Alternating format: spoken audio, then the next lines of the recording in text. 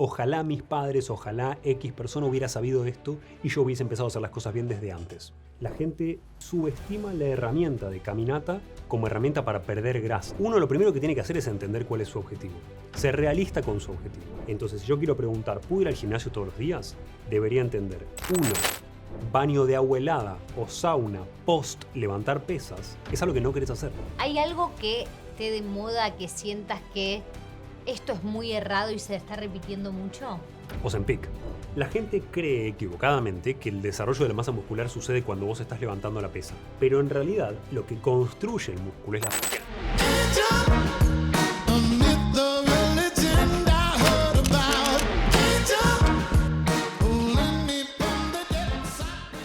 Sebas, muchas gracias por recibirme en tu estudio. He visto horas de contenidos acá y gracias por darme un ratito para conversar de nuevo. La última vez que charlamos, que no fue hace tanto tiempo, nos quedamos un poco cortos de tiempo y con ganas de poder expandir más. Bueno, por lo menos yo, no sé si vos, pero te agradezco un montón este tiempo y estoy muy contenta de que me hayas recibido. Por favor, gracias. Un placer estar acá. Quiero que hoy hablemos, si te parece, bueno, tengo un montón de cuestiones que te quiero preguntar, pero un poco esta charla la enfoqué en un poco cómo ganar músculo, cuál es la mejor alimentación para ganar músculo, qué tipo de recuperación hay que tener, algunas cosas que me intrigan como beneficios de sauna, exposición al sol. Pero si te parece, quiero empezar con algo que venía escuchándote y decías que el ejercicio más subestimado es caminar. ¿Por qué? Mira, hay dos cosas que son muy interesantes que tienen que ver con información vieja, si querés. No es novedad, es algo que todo el mundo sabe que debería hacer y sin embargo no sucede. Entonces, por un lado, cuando vos querés, tanto si vos querés ganar masa muscular como si vos querés perder grasa, etc., no todos los ejercicios, por más que haya algunos que son más eficientes, no todos los ejercicios son igual de sostenibles. Yo te puedo decir, mira, esta es la rutina más eficiente en términos de generación de masa muscular, que te permite recuperarte, que te permite ganar músculo más rápido, etc. Pero es mucho más difícil en términos de dificultad del 1 al 10 que llevar a cabo que otros tipos de ejercicio. Entonces, cuando hablamos de caminar conceptualmente como el ejercicio de cuánto tengo que caminar por día, de la fantasía de los 10.000 pasos por día, etc., lo que hay que entender es para qué sirve esta herramienta, que deberíamos usar todos todo el tiempo, cuánto tenemos que hacer de caminata para que realmente cumpla una función en nosotros y qué cosas podemos modificar, qué optimizaciones podemos hacer que nos van a dar más resultado. Hace poco en un vivo con Borja Bandera hablaba de cómo meter en nuestra rutina, en el día a día, la cantidad de ejercicio que vos necesitas. Y hay un tema con un tipo de ejercicio aeróbico que se llama ejercicio de zona 2, que es particularmente bueno a nivel cardiovascular, pero que a la gente le cuesta tener 3 horas por semana, 4 horas por semana para poder dedicarle a subirse una bici, a una cinta, etc. y trabajar con un nivel de intensidad moderado, entre bajo y moderado a nivel cardiovascular. A partir de ahí, si vos vas optimizando cosas, si vos, por ejemplo, tenés que caminar al trabajo, lo que yo uso muchas veces es le agrego un chaleco de peso, de algo que se llama racking hoy en día, que obviamente te sube la dificultad, porque estás caminando ahora ya con 10 kilos más, 15 kilos más, esto depende de tus capacidades, y aumentas la frecuencia cardiovascular. Estás entrenando como si vos entrenases más duro de lo que realmente estás entrenando. Entonces tenés un beneficio por ese lado. Por otro lado, a nivel de caminar, hay muchos estudios cardiovasculares que son más fáciles de hacer en gran escala. La gente se olvida de que vos no tenés estudios que te dejen súper claras las cosas, porque es difícil hacer una muestra de 20.000 personas a nivel de alimentación y que todos hagan lo mismo y poder comprobar cuál es el impacto de X dieta u otra dieta o calorías, etc. Pero con caminar es mucho más fácil. Entonces vos podés estimar el riesgo cardiovascular de alguien o el riesgo de mortalidad de alguien en base a pasos caminados y con esa información decir, bueno, me conviene caminar X cantidad de pasos para disminuir ese riesgo. Desde ahí yo te digo, mira, la cantidad de pasos que vos necesitas caminar para minimizar el riesgo cardiovascular es poca, ni siquiera son 10.000 pasos por día.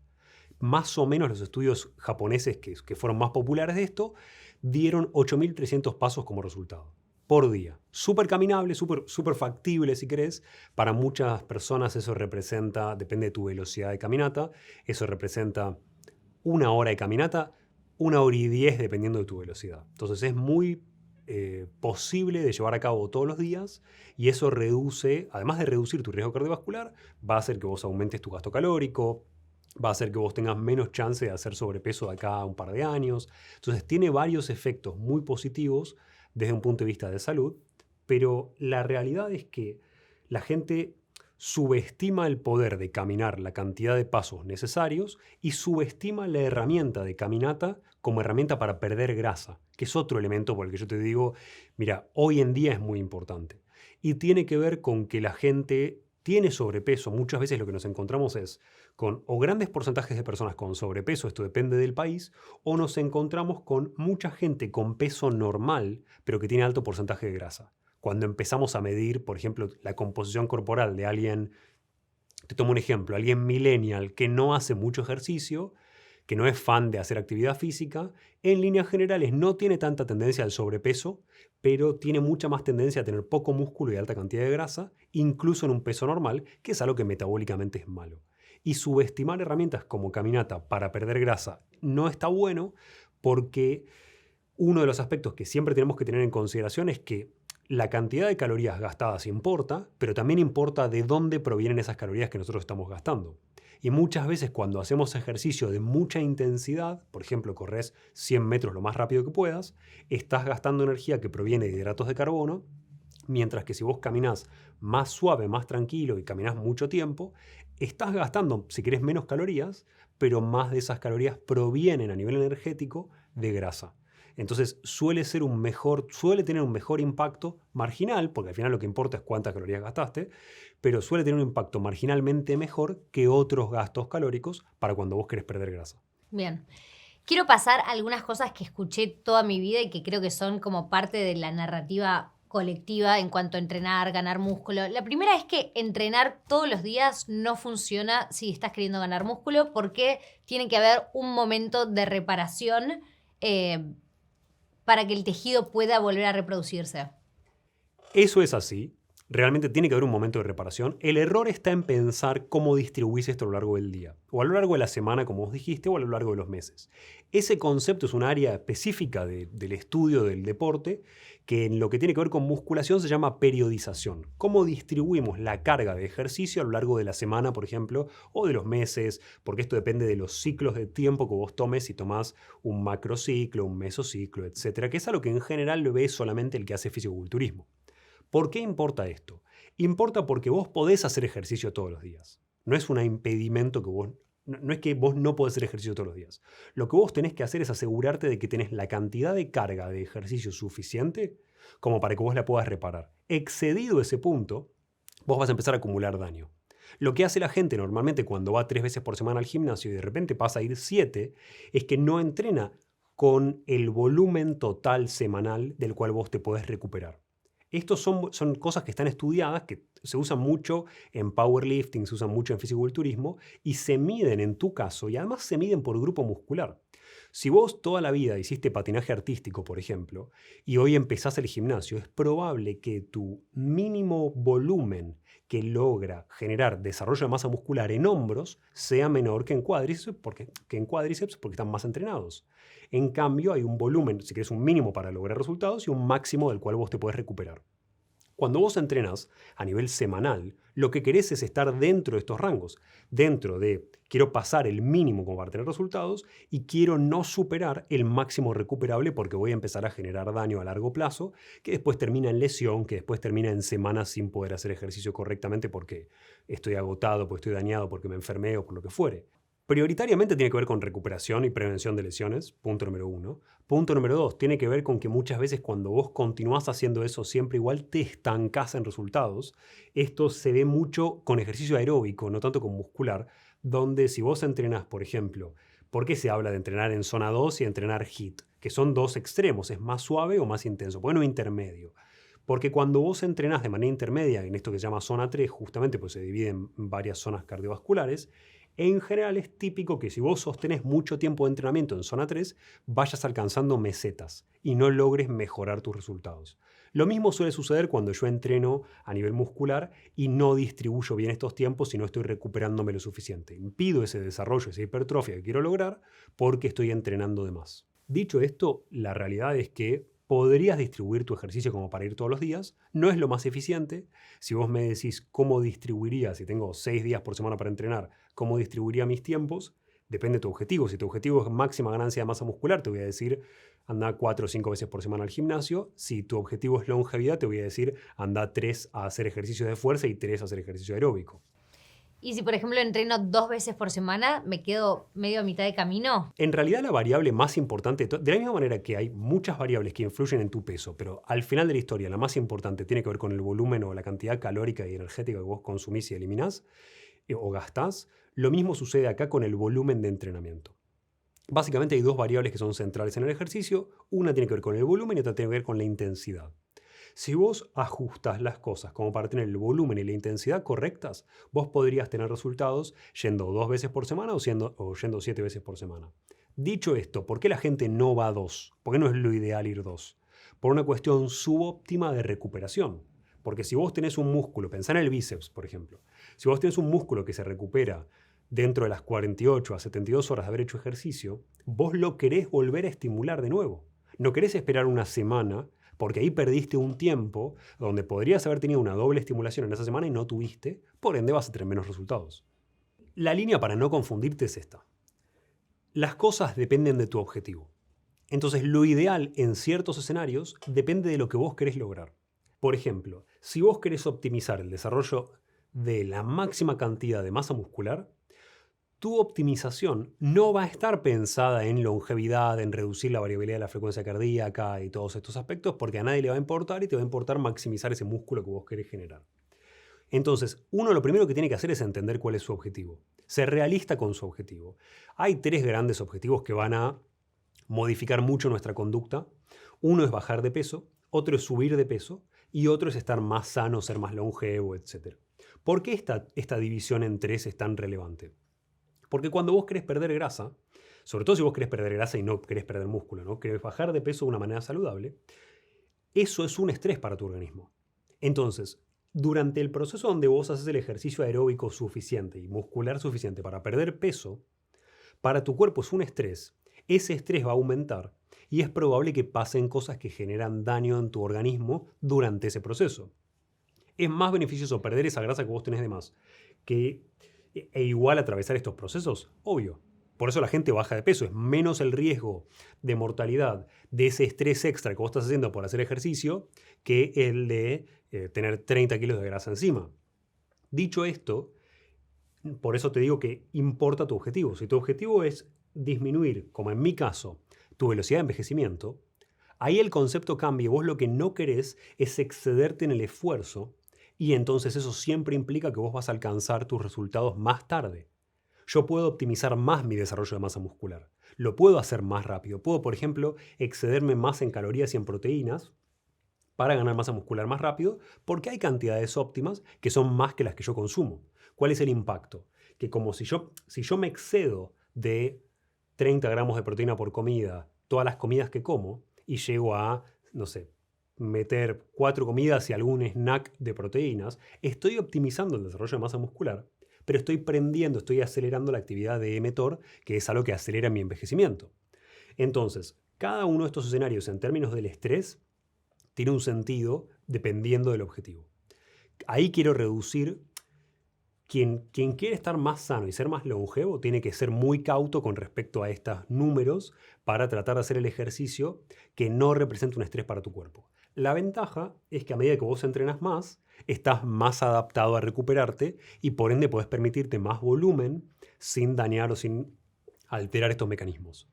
Y cuando vos querés ganar masa muscular, no te tenés que importar este número y tenés que hacer todo para maximizar esa ganancia de masa muscular.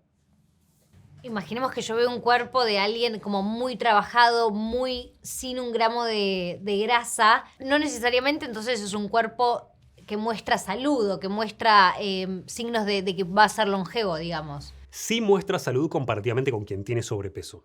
Si vos tenés que elegir entre un muy bajo porcentaje de grasa y un muy alto porcentaje de grasa, obviamente la elección saludable es el muy bajo. Sabemos que esos porcentajes que van a deteriorarnos a nosotros y que no son sostenibles están para el hombre ya en un solo dígito de porcentaje de grasa corporal, que es raro que alguien mantenga. En general vos lo haces para una competencia, sos un actor y lo haces para una película, usás algún tipo de ayuda farmacológica, no es que es algo que la gente sostiene durante 20 años. Entonces, eso es importante. Y lo otro que es importante en términos de salud y de porcentaje de grasa es que necesitamos un mínimo que en la mujer es mayor. En la mujer en general está por encima del 15% del valor de porcentaje de grasa que vos querés mantener, que es mucho mayor que en el hombre, donde un 10-12% podés mantener sin problemas. Si fuese una mujer apuntaría a un 15-18 y yo ya sé que tengo la cantidad de grasa suficiente como para mantener estos balances hormonales sin impactar negativamente en mi expectativa de vida. ¿Qué pasa con cuánto? Voy a otro de las narrativas muy comunes de que escuchamos siempre en el gimnasio de cuánto tenés que comer y cuántos gramos de proteína por tu peso tenés que comer para ganar músculo. Siempre lo que escuché es que es alrededor de 1.5. O si no querés, digamos, si te querés mantener, es tu nivel de tu peso en gramos de proteína. Si querés aumentarlo, es 1.5 o más. Tu peso en gramos de proteína es extremadamente bajo como número. Estás hablando de 1 gramo de proteína por kilo de peso, básicamente. Es extremadamente bajo, con lo cual te diría, si bien la OMS hoy sigue diciendo que vos necesitas 0.8 gramos de proteína por kilo de peso, hoy sabemos que es un número bajo. Yo inicialmente tenía esa idea, hoy te diría que la cambié. Apuntaría a un 1.6 como un buen valor para mantener la masa muscular a lo largo de la vida.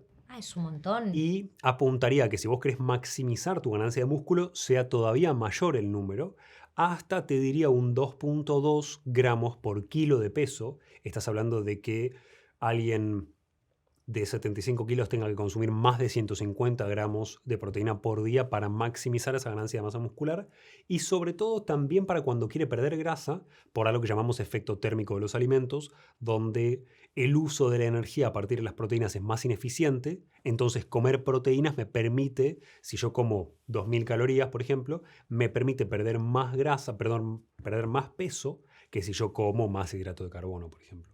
Entonces, esos números, si vos me decís ahora, bueno, ¿qué hacemos con respecto a longevidad y masa muscular? Eso es optimización de masa muscular. ¿Se puede más? Sí, se puede más. Hay varios estudios muy interesantes, pero de muestras muy pequeñas, donde se maximizó la ganancia de masa muscular con 400 gramos por día de proteína. No se lo recomiendo a nadie porque probablemente sea muy insano. Pero de todas maneras, sí importa que vos entiendas que en líneas generales, si vos querés maximizar tu longevidad y no activar mTOR, estás hablando de menos de 120 gramos de proteína si vos haces 4 comidas de proteína, con lo cual muchas veces no alcanza para esta cuota. Por eso la gente que maximiza longevidad trata de hacer algo para inhibir el resto del día de mTOR. Hay gente que toma fármacos, hay gente que hace ayuno, hay gente que hace diferentes cosas para mantener un equilibrio de esa actividad y no acelerar su envejecimiento. De manera simple, ¿qué es mTOR? Que me la mencionaste varias veces. Es básicamente un mecanismo controlador, básicamente es un target, un sitio de acción de algo que llamamos rapamicina, que en línea, si yo te lo tengo que bajar a nivel coloquial, es lo que controla el ciclo celular. Hace que vos desarrolles más células, desarrolles más tejido. Es súper importante cuando vos estás creciendo porque querés desarrollarte correctamente. Entonces es súper útil desde ese lugar, pero no está bueno cuando vos ya sos adulto.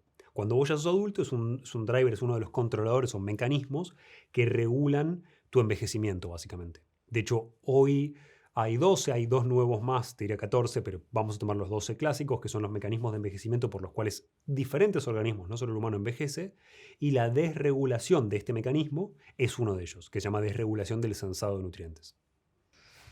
Otros de los, no sé, yo los llamo mitos, pero no sé, algunos seguramente sean verdad, de las cosas que escucho hace años es que yo tal vez puedo ir a hacer mucha actividad física, hacer mucho entrenamiento muscular y sin embargo, si no descanso una cantidad de horas o no descanso bien, todo eso no sirvió para nada. Bueno, no sirvió para nada, es si vos querés optimizar todo esto, tu mito en realidad no es un mito y está correcto. ¿Por qué? Porque la gente cree equivocadamente que el desarrollo de la masa muscular sucede cuando vos estás levantando la pesa. Cuando vos estás levantando la pesa, lo que generás es tensión mecánica y un daño que puede suceder tanto a nivel metabólico como mecánico en las fibras musculares. Ese daño tiene que ser reparado. Por ende, durante el ejercicio vos estás gastando energía, en realidad estás en una fase catabólica de destrucción de tejido. Que querés que sea destrucción de grasa y destrucción de fuentes de energía y no destrucción de músculo, obviamente. Pero en realidad lo que construye el músculo es la fase anabólica, en este caso de nuestro día, si querés, que es la fase en la que no estamos haciendo ejercicio, no estamos gastando y por ende la energía se utiliza para reparar tejidos y en este caso, si vos levantaste pesas, para reparar un músculo que después se fortalece y teóricamente crece. Eso sucede durante el sueño más que nada. ¿Puede suceder si estoy tirado en el sillón después de haber comido? Sí, pero en realidad sucede más que nada durante el sueño. Y una de las razones por las cuales es tan importante el sueño para aprovechar al máximo este estímulo anabólico es que si vos regulás tu sueño de una manera correcta y tenés bien el ciclo circadiano, estás aprovechando al máximo los picos de liberación de hormonas. Hay pulsos de liberación de testosterona, de diferentes hormonas, de hormona de crecimiento, por ejemplo, que van a maximizar ese desarrollo de masa muscular. Si vos no estás durmiendo, por ejemplo, a las 2 de la mañana, 1 de la mañana, cuando vos vas a liberar ese pulso de testosterona, te lo vas a perder, no querés perderte el pulso porque es lo que más te va a desarrollar masa muscular. Y hay un error conceptual en la idea de pensar que yo libero hormonas durante todo el día. Entonces, si me pierdo el pulso, me pierdo la mayoría de la liberación de esa hormona, que va a tener un impacto anabólico en mi organismo. No es que va a caer muy repentinamente la cantidad de testosterona en sangre, pero sí va a impactar negativamente en tu desarrollo de masa muscular. Por ende, no solo quiero dormir bien, sino que quiero además estar dormido a la hora correcta para maximizar esto. Que la hora correcta por lo general que es 22, 23 horas. 22 horas te diría. Te diría que si vos querés perfeccionar el ciclo circadiano al máximo, al argentino le cuesta un montón esto que te voy a decir, pero estamos hablando de 22 horas a 6:45 durmiendo. Es difícil. ¿Vos lo lográs? No, pero te tengo que decir los números reales. Ok. Perfecto. Sebas, quiero pasar a beneficios del sauna, que es algo que últimamente se puso también muy de moda. Bien, la realidad es que hay que diferenciar los tipos de sauna. Hay un sauna que pusieron de moda todo el mundo del biohacking, que es el sauna infrarrojo, y hay un sauna que es el más tradicional, que es el sauna que vos asociás a los finlandeses, que es de madera, etcétera, con calor. Entonces hay que separarlos porque biológicamente lo que sucede en tu cuerpo es diferente. El sauna infrarrojo usa menos temperatura y llega más profundo, pero tiene otros beneficios y la enorme mayoría de los estudios está hecho sobre el sauna finlandés, sobre el sauna clásico. Por ende, hay que separarlos. Uno es, para aclarar, uno es con vapor y el otro es seco. No, eso es el baño turco y el sauna.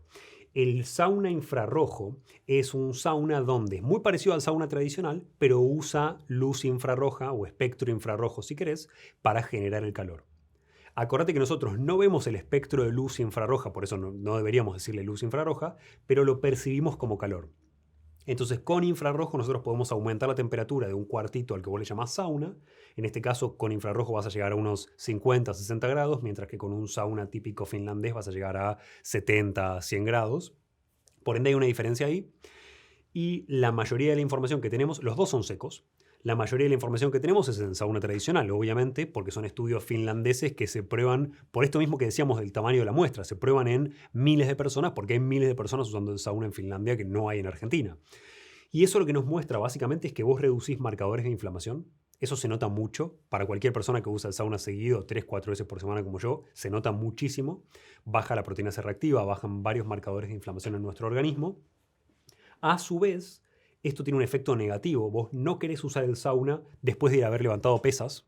Yo lo puedo hacer, y si vos no podés hacerlo en ningún otro momento, hacelo igual, no hay ningún problema. Pero lo que tenés que entender es que al reducir la inflamación después de haber hecho pesas, vos estás reduciendo las moléculas que van a estimular el desarrollo de masa muscular después. Entonces, baño de agua helada o sauna post levantar pesas es algo que no querés hacer, porque minimizás esos beneficios. O lo querés hacer antes o lo querés hacer separado. Ok. ¿Podés hacerlo igual? Sí. Lo hago igual muchas veces, por supuesto, por una cuestión de tiempo y de eficiencia, pero tenés que entender que estás sacrificando algo de desarrollo de masa muscular. ¿Qué estás ganando? Más recuperación. Esto que vos decías de por ahí poder entrenar con más frecuencia porque me estoy recuperando más rápido porque estoy reduciendo la inflamación en mi organismo en ese momento. ¿Qué otros beneficios tiene el sauna? Que a mí me parece que son los más importantes. Uno es cardiovascular. Definitivamente lo que se vio en los estudios más importantes sobre el sauna es que la gente que usa más sauna tiene menos eventos cardiovasculares. Incluso el tipo que ya tiene enfermedad cardiovascular, que hace un tiempo, hace 10 años atrás, estaba prácticamente prohibido para la persona que tiene patología cardiovascular entrar al sauna, porque el calor representa un esfuerzo mayor a nivel cardiovascular, ese nivel de calor básicamente. Entonces no se proponía que alguien con enfermedades cardiovasculares entrase al sauna.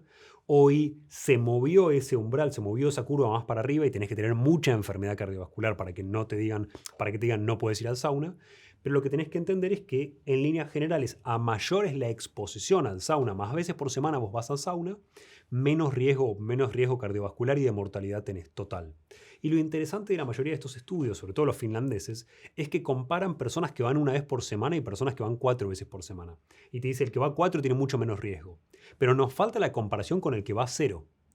Entonces, ya ahí sabes que los beneficios que vos estás viendo entre 1 y 4 veces por semana en realidad son mucho mayores cuando vos los comparás con el de la persona que no va al sauna directamente. Por ende, si está dentro de tus posibilidades, obviamente te conviene agregarla a tu rutina. Mientras más veces mejor. La pregunta obvia es cuánto tiempo y a qué temperatura, y toda esta idea más tradicional de, bueno, tengo que hacerme ducha fría, tengo que alternar 15 minutos de sauna con ducha fría, con volver al sauna, etc. Podés hacerlo, pero los estudios no muestran eso. Muestran que en realidad el beneficio se logra cuando vos estás expuesto a unos 70, 80 grados, no hace falta 100, para que la gente lo sepa, porque es mucho más tolerable 75 grados que 95. Y además no hace falta que sea tanto tiempo. Con unos 20 minutos aproximadamente, entre 10 y 20 minutos, ya tenés bastante beneficio cardiovascular, un solo ciclo de estos. Y yo lo que hago es combinarlo con o estiramiento o mindfulness.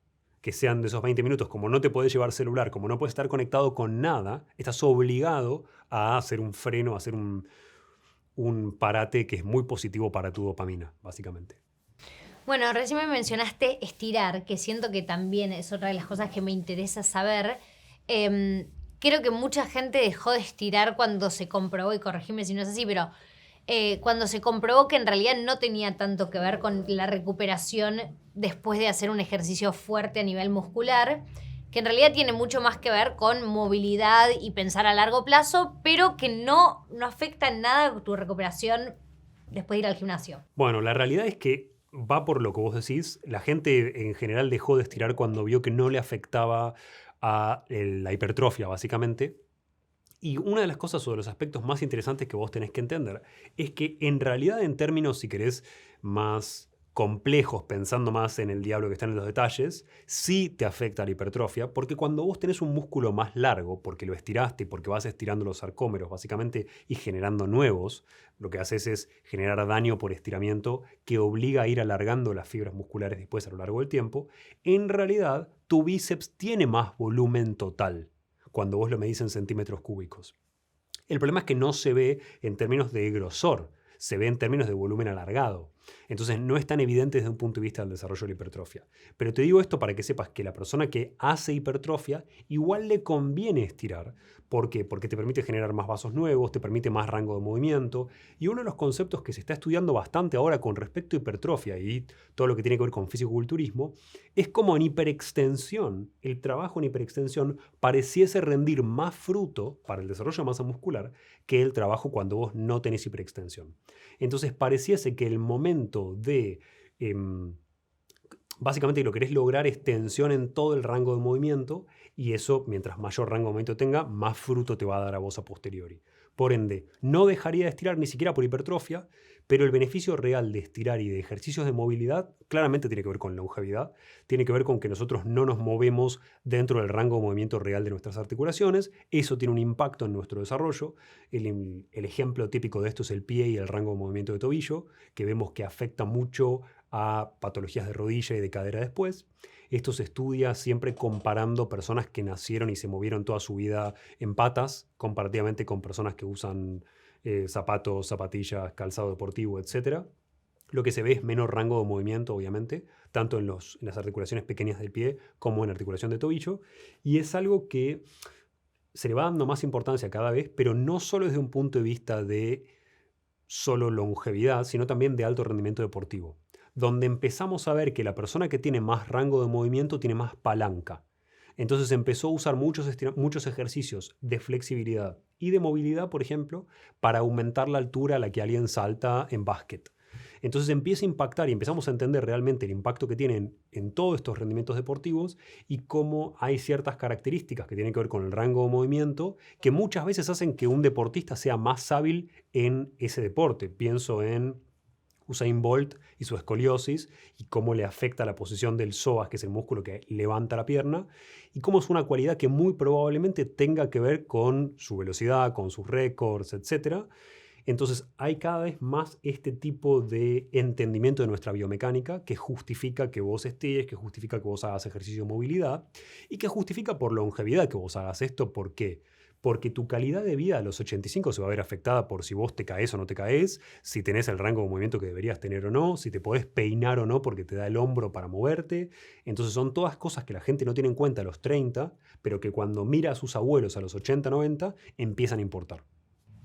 ¿A qué edad crees que vale la pena? Bueno, entiendo que la respuesta óptima es desde lo más temprano que puedas, ¿no? Pero realísticamente, ¿a qué edad hay que empezar a preocuparse por estas cosas? La realidad es la siguiente, que es durante el tiempo en el que yo todavía atendía pacientes, esos pacientes empezaban a entender aspectos de la alimentación, empezaban a entender aspectos de la salud, del ejercicio, de muchas áreas que les permitían darse cuenta de que tenían que tomar decisiones diferentes con respecto a su vida y que lo que solían generar en ellos era ojalá mis padres, ojalá X persona hubiera sabido esto y yo hubiese empezado a hacer las cosas bien desde antes.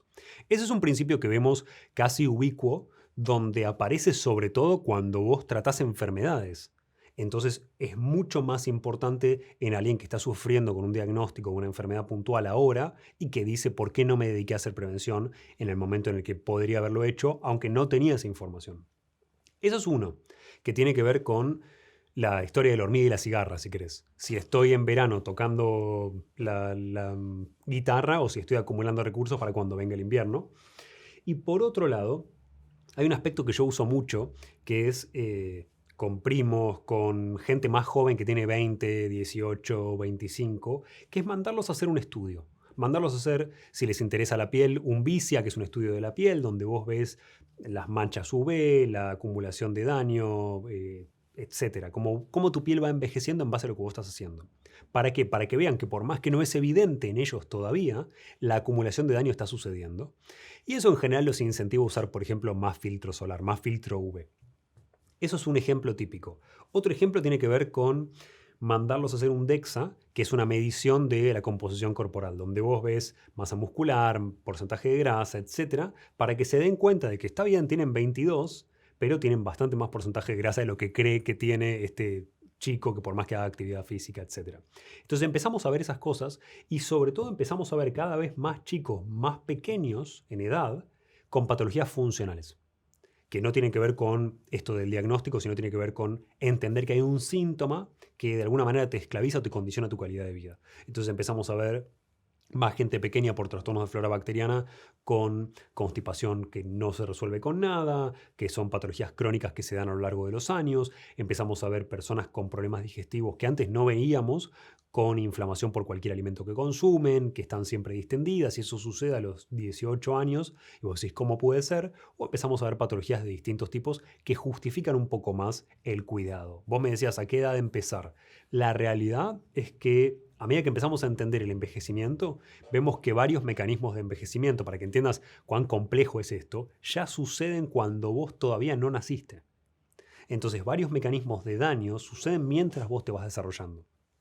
¿Qué significa esto? ¿Que tengo que hacer todo? No. Significa que tenés que elegir tus áreas más débiles y ocuparte un paso a la vez de estas cosas, porque si no sería muy responsable de mi parte decirte, mira, podés seguir toda mi rutina, yo ahora justamente por eso voy a crear una rutina gratuita para la gente que va a estar en mi página web, donde puedes copiar todo lo que hago. Para que vos sepas qué hacer con piel, qué hacer con ejercicio, qué hacer con diferentes características, con el objetivo de no envejecerlas, básicamente. Con el objetivo de frenar el envejecimiento, donde estén separadas por nivel de prioridad. Gratuito, como para que la gente lo vea y diga, bueno, yo me quiero poner con cuidarme la piel, me quiero poner con hacer el ejercicio aeróbico correcto. Tengo la info, tengo el paso a paso, puedo hacerlo. Ahora, ¿cuál es la idea de todo eso? Entender que vos no puedes hacer todo junto. Y entender que ese desarrollo de esas conductas se va dando con el tiempo y que hoy para mí es obvio. Hoy para mí no es una dificultad extra, pero para mucha gente lo es y yo recuerdo cuando lo era para mí. Por ende, la idea siempre es empezar por el paso número 1 del problema que más te afecte. Bien, me encantó. ¿Hay algo que hayas escuchado, algo que esté de moda, que sientas que esto es muy errado y se está repitiendo mucho? Ozempic. No hablamos de Ozempic. El Ozempic es una herramienta que funciona. El problema es que funciona y funciona muy bien. No es que no funciona. Funciona bárbaro. Entonces, cuando vos tenés resultados relativamente fácil, es muy difícil no optar por esa medida.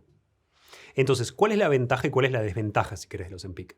La ventaja es que ayuda a la gente definitivamente a comer menos. O sea, sin ningún lugar a dudas, funciona.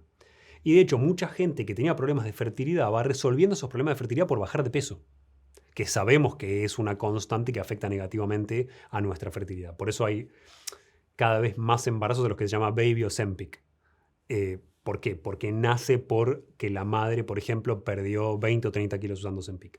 Ahora, ¿cuál es el problema? El problema no es el Ozempic per se y no es la persona a la cual está indicado, que es la persona que era candidata para cirugía bariátrica y elige usar una medida más conservadora. Antes que la cirugía bariátrica, prefiero el Ozempic. Sí, por supuesto. Obviamente es una medida mucho más conservadora y mucho más suave en tu cuerpo que una cirugía de tal tamaño. Ese es un primer concepto. Ese no es el problema.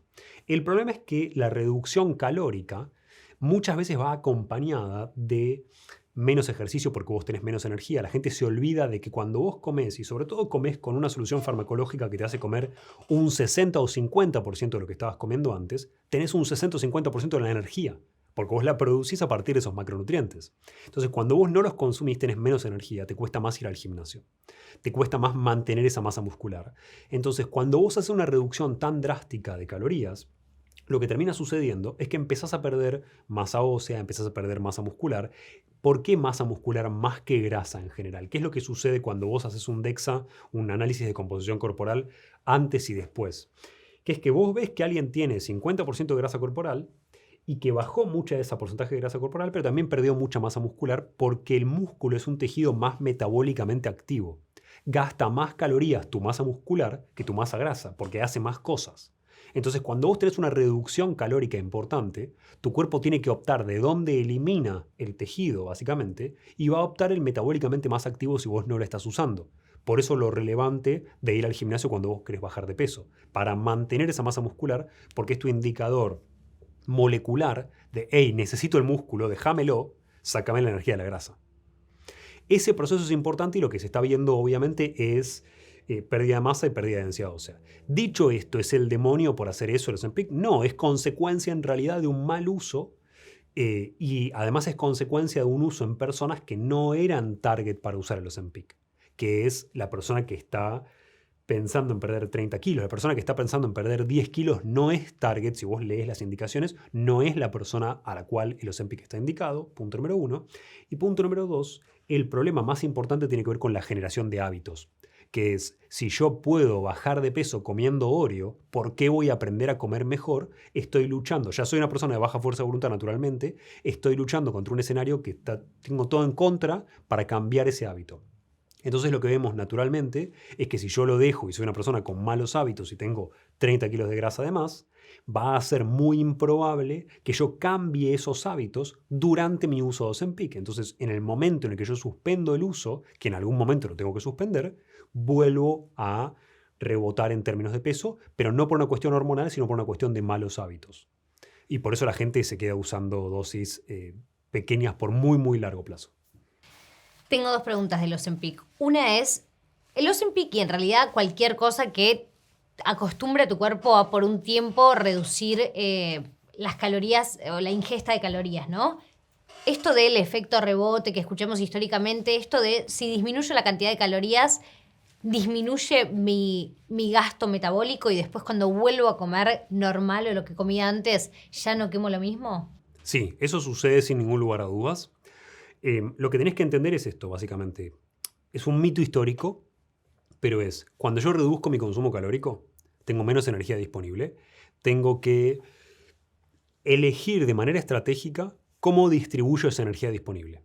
Por eso la lógica debería ser hacer la caída de peso, la reducción de peso más pausada, para que vos puedas reducir menos tus calorías, que haya una reducción menor y que vos no estés sufriendo sin energía, perdiendo masa muscular. Mientras mayor es la reducción, más tendencia a hacer estas cosas yo voy a tener. ¿Puedo perder peso más rápido no comiendo nada? Sí, por supuesto. Obviamente voy a perderlo más rápido. ¿Cuál va a ser la consecuencia? Mayor pérdida de masa muscular, va a tener mayor impacto en tu cuerpo esa reducción calórica drástica que vos estás haciendo. Eso es lo primero que tenemos que entender. Lo segundo es que en el instante en el que vos reducís tu consumo calórico, reducís tu gasto calórico. Eso sucede siempre y de la misma manera que sucede a lo opuesto. Si vos excedes en consumo calórico, vas a aumentar tu gasto metabólico basal, básicamente. Entonces, de ahí son dos caminos completamente diferentes. Si yo voy a producir grasa porque no me muevo, si yo me estoy excediendo en cantidad de calorías y buena cantidad de proteínas, pero estoy consumiendo no demasiadas. Mientras más me excedo, más voy a construir grasa de ese superávit y mientras más déficit hago, más voy a perder músculo de ese déficit. No sé si se entiende la idea. Perfecto. Entonces, eso es un aspecto que es muy importante para todos para entender porque siempre parece que apremiase la velocidad para obtener resultados. Y eso es algo que es bastante negativo, porque siempre va a tener un impacto negativo, porque siempre vos querés obtener el resultado en un tiempo irracional. Nosotros no engordamos cuando subimos de peso, no engordamos con la frecuencia o la velocidad a la cual queremos perder peso. Entonces siempre generamos más daño con las fluctuaciones de peso, como ya lo viste, por ejemplo, en los diferentes actores de Hollywood que suben 20 kilos para hacer un papel y después pierden 35 para hacer otro. Sebas, te voy a hacer la última pregunta, que es un poco una variación de la última que te hice la última vez, que es que me cuentes algo que te haya dejado pensando. En este caso te quiero preguntar, ¿leíste algo bueno, leíste algo para recomendar a los oyentes de la fórmula? Mira, creo que hay varias cosas, libros si querés para recomendar, por un lado que me abrieron bastante la cabeza y después por otro lado entender un poco cuál es el futuro en términos de lo que yo veo a nivel de salud con inteligencia artificial, que son las dos cosas que más me parece que son útiles para la audiencia. Puntualmente, yo hoy cuando leo contenido de salud, leo más que nada papers, no leo específicamente un libro de divulgación científica, pero hay muchos libros que me ayudaron a entender desde un punto de vista más de emprendedurismo o de otros aspectos cómo redistribuir mis energías y aprovechar mi tiempo. Hay uno que me parece que es útil para las personas que están en la misma circunstancia que yo, que se llama el Plan Calabaza.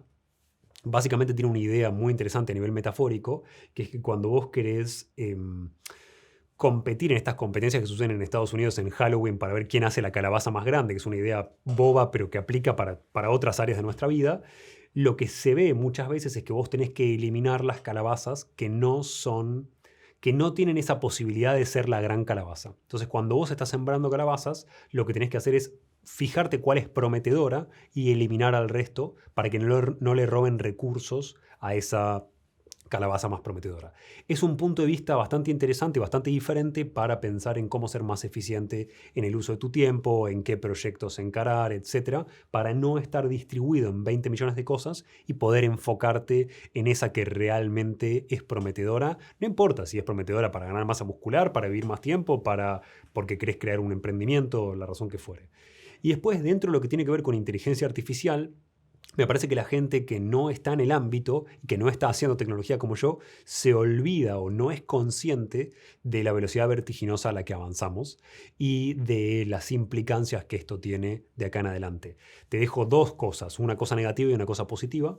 La cosa positiva es que en muy breve periodo de tiempo nosotros vamos a poder tener las mismas herramientas que hoy tendrías con un médico funcional directamente gracias a inteligencia artificial, y esto es bueno desde un punto de vista de salud para todo el mundo porque le permite a todo el mundo poder a un precio accesible utilizar servicios y profundizar sobre su conocimiento de salud ya personalizado con algo que antes costaba cientos de dólares o cientos de euros dependiendo de dónde estuvieses. Entonces eso es algo muy positivo. La parte negativa es que le da el pie para todas las personas que hacen estafas online para crear contenido con tu cara, con mi cara, etc. Y promover desde granjas de bots basura, con lo cual es importante que la gente esté atenta a esas cosas. Hoy lo que estamos trabajando las personas que trabajamos con inteligencia artificial naturalmente es en disminuir ese rango de error y en poder llevar a herramientas, que es un poco la idea también con mi equipo, es construir herramientas que queremos que existan y que gracias a que existe la inteligencia, hay que entender la inteligencia como una herramienta y hay quien la usa para hacer bien y hay quien la usa para hacer mal, punto. Entonces, poder utilizarla para crear herramientas que antes no hubieran podido existir es maravilloso. Y para nosotros siempre la propuesta es hacer algo que queremos que exista en el mundo. Sebas, siempre aprendo mucho de escucharte. Gracias por recibirme en tu estudio y gracias por darme este rato. Por favor, gracias a vos.